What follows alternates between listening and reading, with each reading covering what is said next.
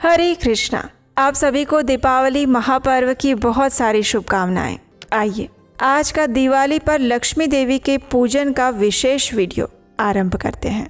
ये विधि बिल्कुल शास्त्रों से प्रमाणित और वैष्णव परंपरा के अनुसार है, इसलिए अगर आप कृष्ण भक्त हैं या फिर शैव भक्त या फिर मातृभक्त, सभी के लिए ये विधि समान रूप से पुण्य फल प्रदायिनी और सौभाग्य की वृद्धि करने वाली है। ये लक्ष्मी पूजन की विधि अत्यंत सरल है और किसी भी कार्मिक जटिलताओं में फंसे बिना आप बड़ी ही सरलता पूर्वक अपने घर पर ही इस विधि का पालन कर सकते हैं। इस विधि के अंत में हम आपको कुछ ऐसी बातों के विषय में भी बताएंगे जो आपको इस दीपावली पर भूल कर भी नहीं करनी चाहिए। तो चलिए आज के इस दिवाली विशेष लक्ष्मी पूजन विधि को आरंभ करते हैं। संध्या के समय में जहाँ लक्ष्मी पूजन करना है उस स्थान को स्वच्छ करें, उसे सुंदर फूलों, पत्तों और लड़ियों से सजाएं। उसके बाद पूजा के स्थान पर एक मध्यम उच्च आसन स्थापित करें। उसके ऊपर सफेद, पीला या लाल रंग का कपड़ा बिछाएं। तत्पश्चात उस स्थान पर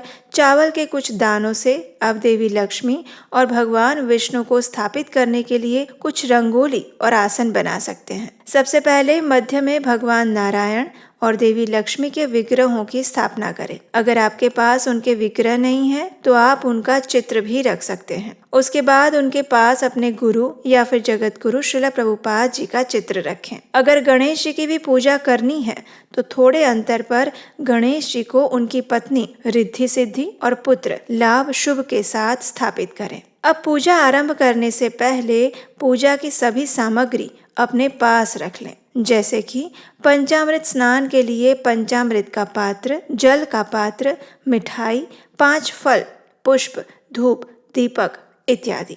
अब पूजा आरंभ करते हुए सबसे पहले एक साक्षी दीपक जलाएं। साक्षी दीपक का अर्थ होता है हम सबसे पहले अग्नि देव का आवाहन करते हैं और उन्हीं की साक्षी में इस पूजा का आरंभ करने जा रहे हैं। ये दीपक घी या तेल से प्रज्वलित होना चाहिए और जब तक पूजा समाप्त नहीं हो जाती तब तक ये प्रज्वलित ही रहना चाहिए। जब हम कोई भी अनुष्ठान या यज्ञ करते हैं तो इसमें इस साक्षी दीपक का अत्यंत महत्व होता है और वर्तमान समय में हम इसे अखंड ज्योत के नाम से भी जानते हैं। वास्तव में ये अखंड ज्योत साक्षी दीपक ही होता है जो हमारे अनुष्ठान, यज्ञ और साधना का साक्षी बनता है जब तक हम उसे पूरा ना कर लें तब तक। तो इस प्रकार साक्षी दीपक जलाकर अपने गुरुदेव और श्रील प्रभुपाद से प्रार्थना करते हुए लक्ष्मी पूजन का आरंभ करें। सबसे पहले अगरबत्ती जलाकर उसे सर्वप्रथम अपने गुरु को या श्रील प्रभुपाद को दिखाएं और उसके बाद उसे भगवान नारायण और देवी लक्ष्मी को अर्पित करें। इसके लिए आप अगरबत्ती को दाईं ओर घुमाते हुए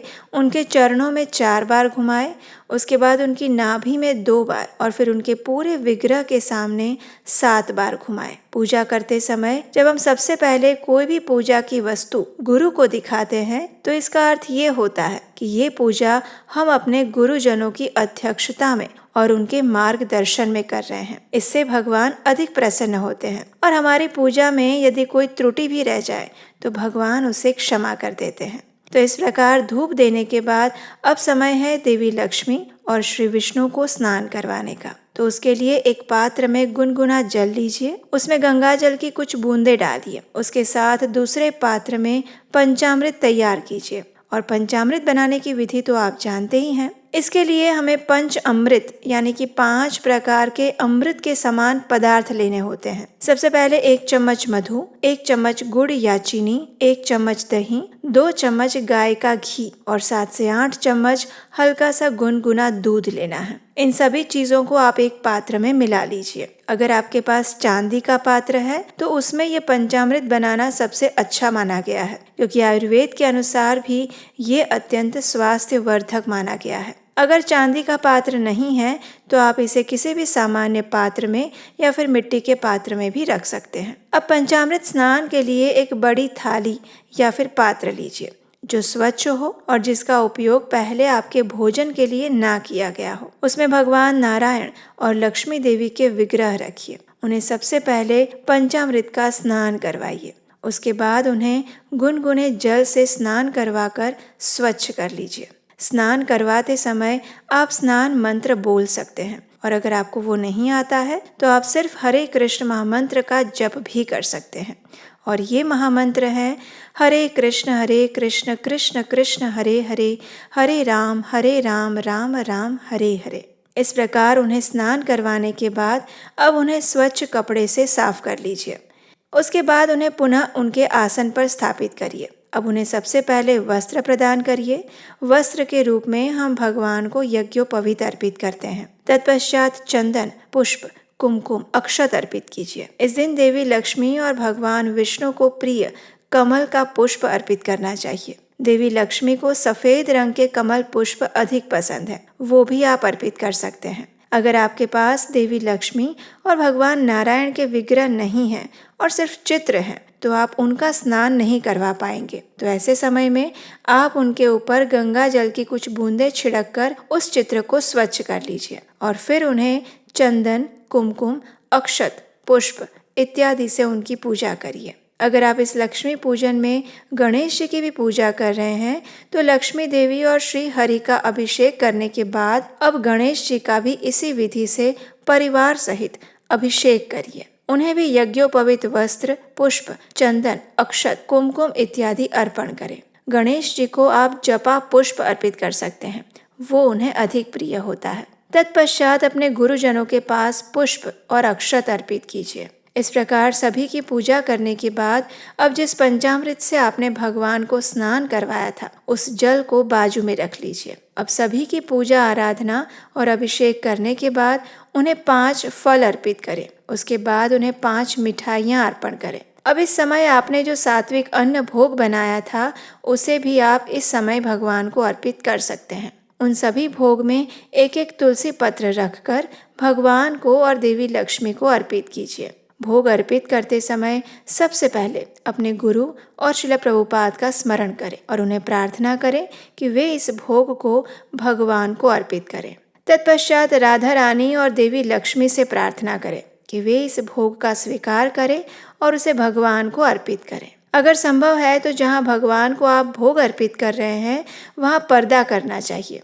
15 मिनट बाद घंटी बजाकर उस भोग को आप ले सकते हैं। भगवान को भोग अर्पित करने के बाद अब 5 बार आचमन कीजिए। पहला आचमन उनके हाथों के लिए, फिर उनके चरणों के लिए, फिर उनके मुख को धोने के लिए, फिर उनको पानी पिलाने के लिए और अंत में उन्हें स्नान करवाने के लिए। इस प्रकार आचमन करने के बाद अब उन्हें पुष्प और सुगंध अर्पित करें। जैसे कि लक्ष्मी देवी को विभिन्न सुगंधित द्रव्य पसंद है तो आप उन्हें इत्र, सुगंधित पुष्प इत्यादि अर्पित कर सकते हैं। उसके बाद अब समय है देवी लक्ष्मी और भगवान नारायण की आरती करने का। यह आरती आप अपने स्थानिक नियम और गीत गाकर भी कर सकते हैं। अगर नहीं है तो आप श्री सूक्तम प्रार्थना गाकर भी कर सकते हैं।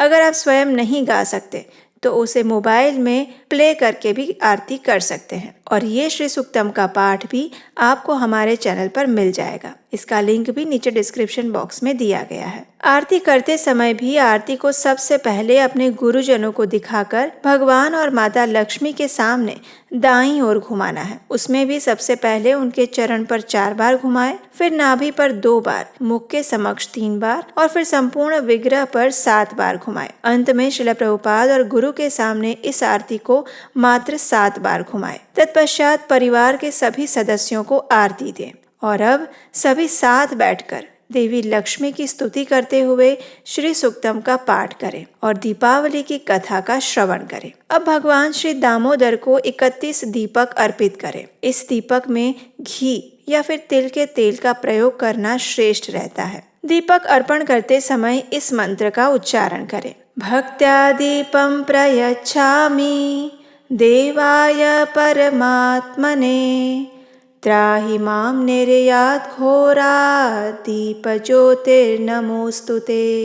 इस दीप अर्पण के समय या फिर उसके बाद आप दामोदर अष्टकम और गोपी गीत का भी पाठ करें। इन दोनों स्तोत्र के लिंक्स आपको नीचे डिस्क्रिप्शन बॉक्स में मिल जाएंगे। ये हमारे चैनल पर भी उपलब्ध हैं। उसे या तो आप सुन सकते हैं या फिर स्वयं उसका पाठ भी कर सकते हैं। भगवान को अर्पित इन दीपक को आप बाद में अपने घर में विभिन्न स्थानों पर रख सकते हैं और वो भी ऐसे स्थानों पर जहां आध्यात्मिक ऊर्जा का संचार होता हो, जैसे कि रसोई घर में जहां आप अभ्यास करते हैं वहां, जहाँ तुलसी देवी विराजमान है, जहाँ आपने श्रीमद् भागवतम, भगवत गीता इत्यादि धर्म ग्रंथ रखे हैं वहाँ। लेकिन अगर आपके घर में बच्चे हैं तो इन दीपकों को थोड़ा ध्यान से ही उनकी पहुंच से दूर ही रखिएगा। दिवाली के समय में दीपक को अर्पित करते समय सावधानी बरतना अत्यंत आवश्यक है। आप अपने संपूर्ण घर को भी दीप मालाओं से सजाइए। जितने अधिक दीप प्रज्वलित करके रोशनी कर सकते हैं उतना अच्छा है। अब आपने जिस पंचामृत से लक्ष्मी देवी और भगवान नारायण का स्नान करवाया था, उसी पंचामृत को सभी में प्रसाद रूप में बांटिए और जो पंचामृत बच जाए उसे गाय को पिला सकते हैं या फिर किसी भी पौधे की जड़ों में डाल सकते हैं। अब जो आपने भोग बनाया था और भगवान को अर्पित किया था, उसी को प्रसाद रूप में परिवार के सभी सदस्य मिलकर ग्रहण कर सकते हैं। घर में कोई अतिथि आते हैं तो सबसे पहले उन्हें भोजन प्रसाद दीजिए। किसी मंदिर में जाकर भी थोड़ा सा दे सकते हैं या फिर ब्राह्मण को भी आमंत्रित करके उन्हें भी ये प्रसाद खिला सकते हैं और फिर पूरे परिवार के साथ इस प्रसाद और मिठाइयों का आनंद लीजिए। परिवार के साथ मिलकर पटाखे फोड़िए, दीप जलाइए और मिठाइयाँ खाइए। इस दिन आपको ये पूजा की सामग्री और आसन ऐसे ही बनाए रखने हैं। रात्रि के समय जब भगवान को शयन करवाते हैं, उस समय भगवान श्री हरि और देवी लक्ष्मी के पास जो भी पुष्प रखे हैं उन्हें भी हटा लीजिए, लेकिन उन्हें उसी स्थान पर स्थापित रहने दीजिए। अगले दिन प्रातः काल जब आप विसर्जन करेंगे तो उस समय आप उनके विग्रह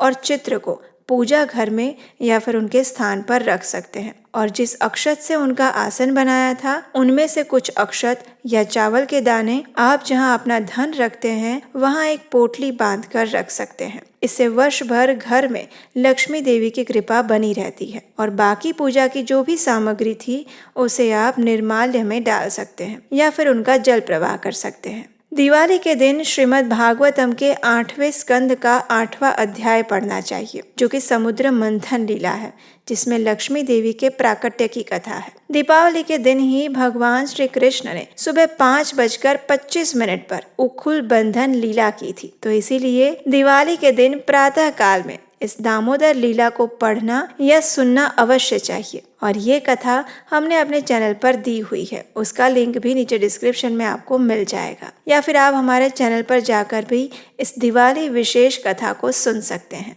तो इस प्रकार शास्त्रोक्त सरल विधि से आप दिवाली के दिन लक्ष्मी देवी और भगवान नारायण की पूजा कर सकते हैं। प्रयास करें कि इस दिन घर में किसी भी प्रकार का कलह, कलेश या झगड़ा इत्यादि ना करें। अनावश्यक क्रोध, असत्य भाषण, आलस और समय को ना गवाएं। अधिक से अधिक समय अपना मन और चेतना भगवत स्मरण, भगवान की लीलाओं का श्रवण करने में और श्रीमद् भागवतम, भगवत गीता इत्यादि ग्रंथों को पढ़ने में व्यतीत करें। इस दिन अधिक से अधिक संख्या में हरे कृष्ण महामंत्र का जप करें। जब आप भगवान के लिए भोग बना रहे हो तो उस समय भगवान का कीर्तन सुने अथवा प्रवचन सुने।